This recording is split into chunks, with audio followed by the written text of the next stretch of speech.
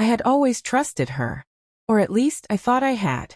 From the very first day we met, she had this way of drawing people in with her laughter, her confidence, and the kind of smile that made you forget your own doubts.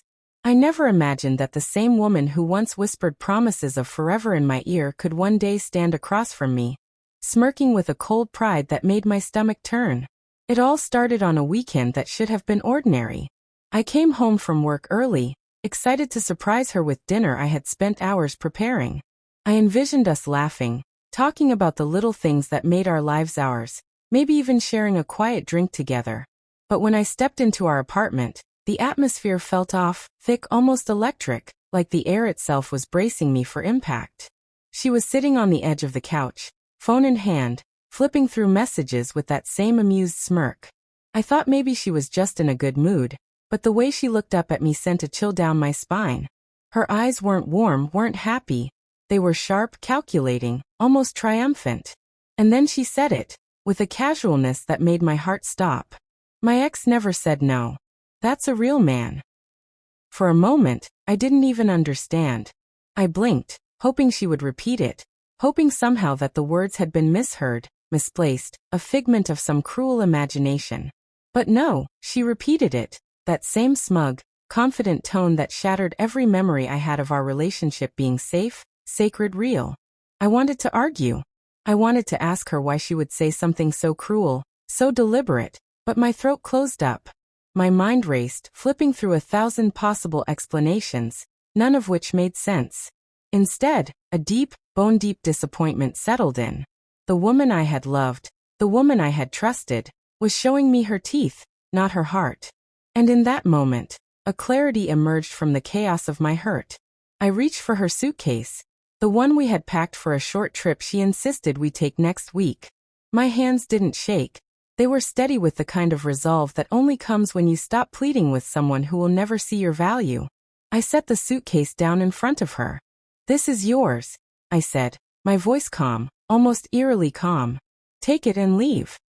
She laughed then, a light, dismissive sound that seemed to echo off the walls, but there was no real amusement behind it. Only arrogance, and the cold comfort of someone who believed they held all the power. But this time, I didn't falter. I didn't beg. I didn't explain. I watched her expression change, from smugness to confusion, the tiniest crack in her carefully constructed armor. She opened her mouth, probably to argue, probably to convince me of some twisted version of loyalty or love, but I stopped her before a word left her lips. "Save it," I said. "I don't want to hear it. You've made your choice." She stared at me for a long moment, her eyes narrowing, trying to read the resolve in mine. I could see the gears turning in her head. This wasn't how it was supposed to go. She was used to people bending, to excuses, to compromise. Not this time. Not with me. "You can't just," she began, her voice trembling slightly now, a hint of panic hiding behind the arrogance. But I held up a hand, stopping her mid-sentence. "I already did," I said. "It's done. You've said what you wanted to say, and I've heard it loud and clear. Now pack your things and go." The apartment was silent except for the soft rustle of the suitcase as she hesitated, her hands lingering on the zipper. I could feel the tension in the air, the kind that makes seconds feel like hours. Every memory we had built together.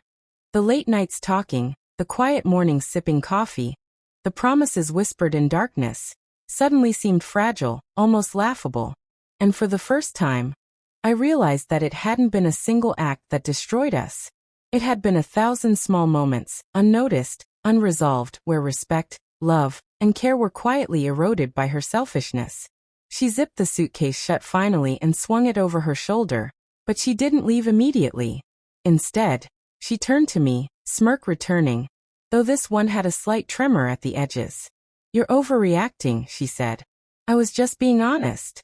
Maybe you're too sensitive."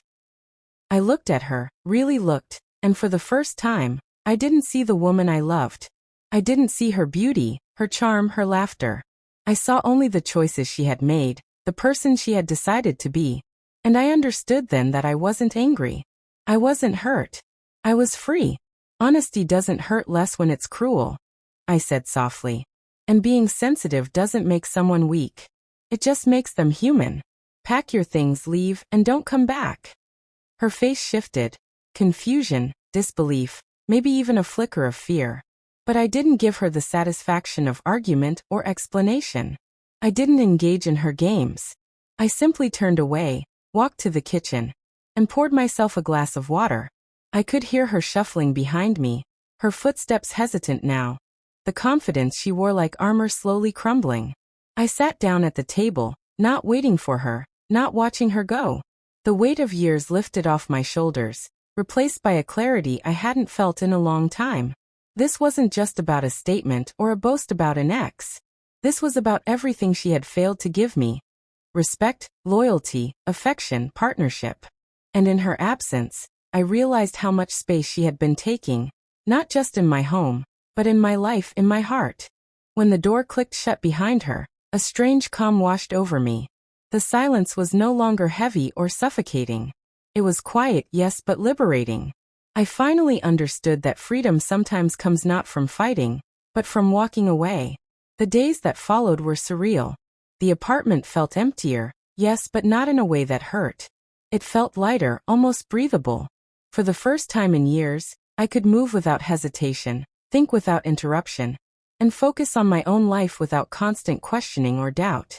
Friends noticed it, of course. They commented on my calmness, my clarity, the way I held myself differently. And they didn't need to know every detail. The story was mine, and more importantly, it was mine to own.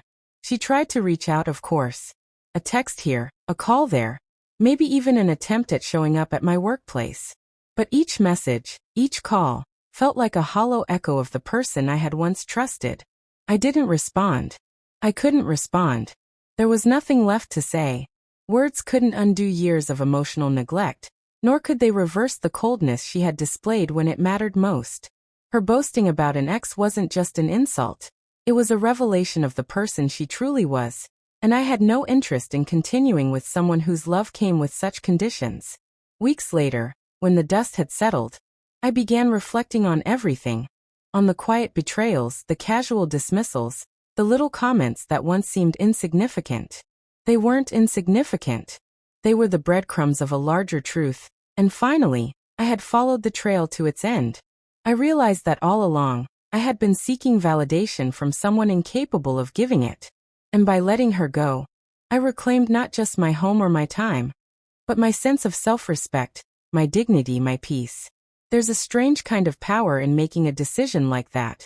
The kind that doesn't scream vengeance or anger but whispers in quiet confidence. I will not be treated this way. It doesn't matter if she never understood it, or if she tried to twist the story later. The only thing that mattered was that I had stood up for myself, had drawn a line, and had walked away with my head held high. Sometimes I catch myself thinking of her, wondering if she ever truly realized what she lost. But those thoughts are fleeting. They are just memories of someone who never truly belonged in my life the way I thought she did. I learned that freedom, respect, and self-worth aren't given. They're taken quietly, firmly, without apology. And on that ordinary Tuesday, when a boast about an ex could have shattered me, I chose instead to shatter the chains of tolerance, the invisible cords that bound me to her indifference. In the end, the suitcase wasn't just hers. It was a symbol of everything I refused to carry any longer.